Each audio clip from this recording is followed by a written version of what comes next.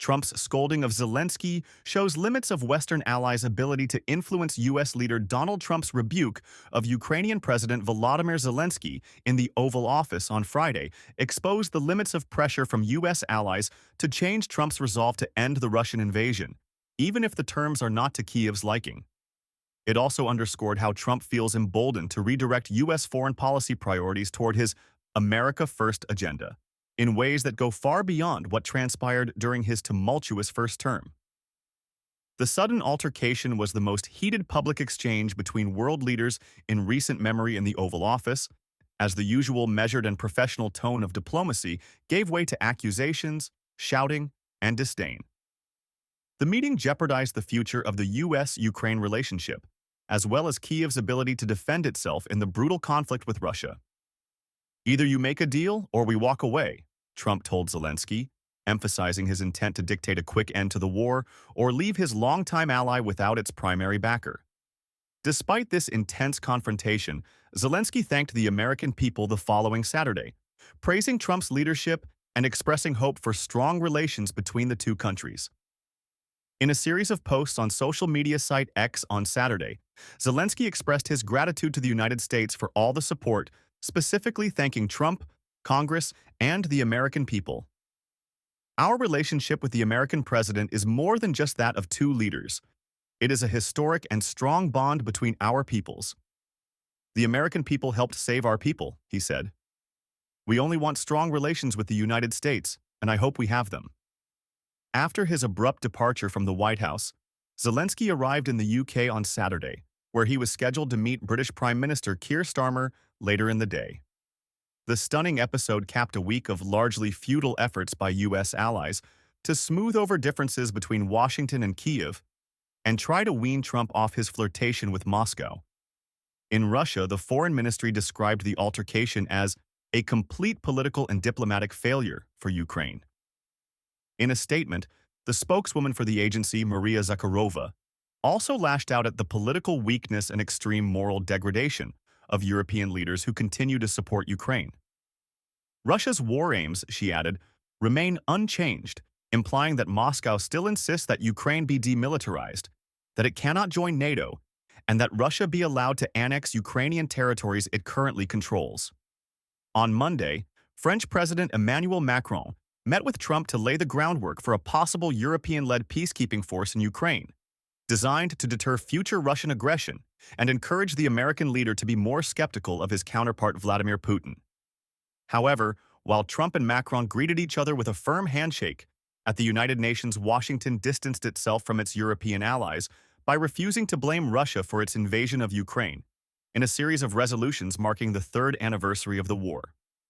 On Thursday, British Prime Minister Starmer visited Washington and urged Trump to provide American backing to European countries that would provide frontline security for Ukraine. Essentially, he was seeking assurances that if a peace deal were reached, Russia would not resume fighting in the future. Starmer offered flattery and an invitation from King Charles III for a state visit to soften the request.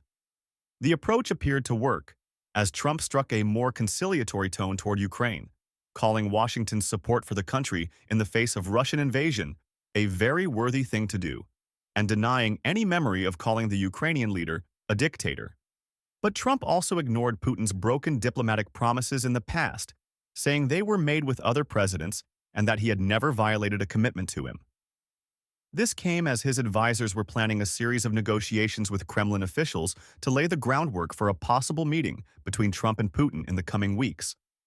Meanwhile, Trump focused on securing a financial stake in Ukraine's critical minerals to recoup the tens of billions handed over to Kyiv for its defense. Zelenskyy, for his part, wanted more than vague promises from Washington to preserve its economic interests in Ukraine under the deal, pressing for more concrete security guarantees. But Trump did not budge, and U.S. officials repeatedly said Zelenskyy would not be welcome to discuss the president's push for negotiations with Russia until he signed the deal. After weeks of pressure, Zelenskyy's government formally agreed to the proposal on Wednesday, clearing the way for Friday's meeting. It all started formally enough, with Trump and Zelenskyy speaking politely, even admiringly, about each other for the first half hour of the meeting. The American leader went so far as to suggest that he would maintain some form of military assistance to Ukraine until he could secure a lasting peace deal with Russia. But when the Ukrainian leader expressed concern about relying on any promise from Putin to end the fighting, Vice President J.D. Vance rebuked him for publicly disagreeing with Trump. This immediately changed the tone of the conversation. Zelenskyy became defensive, and Trump and Vance called him ungrateful and disrespectful, issuing blunt warnings about future American support. South Carolina Senator Lindsey Graham, a staunch Trump ally who has advocated maintaining aid to Kyiv, said he had warned Zelenskyy before the meeting not to fall into the trap in his dealings with the Republican leader, who has repeatedly shown a penchant for issuing criticism but a deep aversion to receiving it. It was Vance, a longtime critic of U.S. support for Ukraine, who hinted as much when he insisted that diplomacy was the only way forward. "What kind of diplomacy are you talking about, J.D.?" Zelenskyy asked, listing the Kremlin's past violations of ceasefires. "What do you mean?"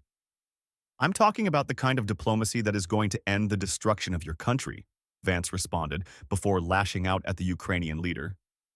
"Mr. President, with all due respect, I think it's disrespectful to come to the Oval Office and try to discuss this in front of the American media."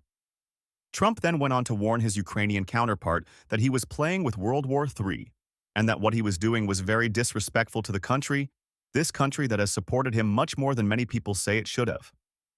At another point, Trump positioned himself in the middle, appearing to formally break with years of U.S. support for Ukraine.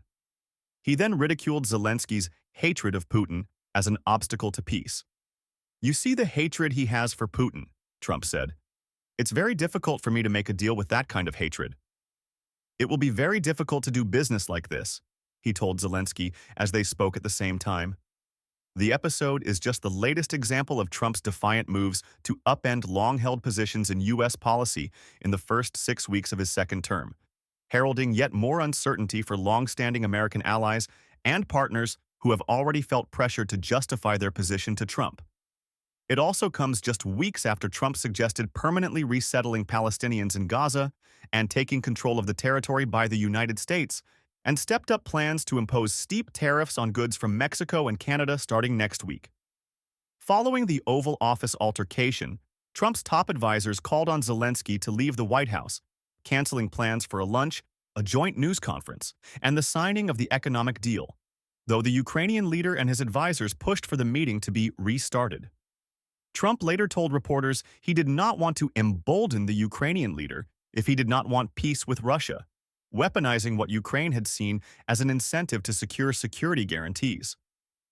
"You can't embolden someone who doesn't hold the cards," Trump said. After the disastrous encounter, Zelenskyy appeared on Fox News in the evening and told Brett Baier that his public spat with Trump and Vance is not good for both sides. But he noted that Trump, who insists Putin is ready to end a grueling 3-year war, needs to understand that Ukraine cannot change its attitude toward Russia overnight. Zelenskyy added that Ukraine will not start peace talks with the Kremlin until it has security guarantees against another offensive. "Everyone is afraid that Putin will return tomorrow," Zelenskyy said. "We only want a fair and lasting peace. It's very sensitive for our people," he added, "and they just want to hear that America is on our side, that America will stand with us, not with Russia, with us. That's all." Zelenskyy acknowledged that without Washington's support, his country's position would become difficult. After repeatedly rejecting invitations to apologize to Trump, Zelenskyy ended his television appearance with a timid expression of remorse as he faced the reality of Trump's new direction in Washington. "I am sorry for this,"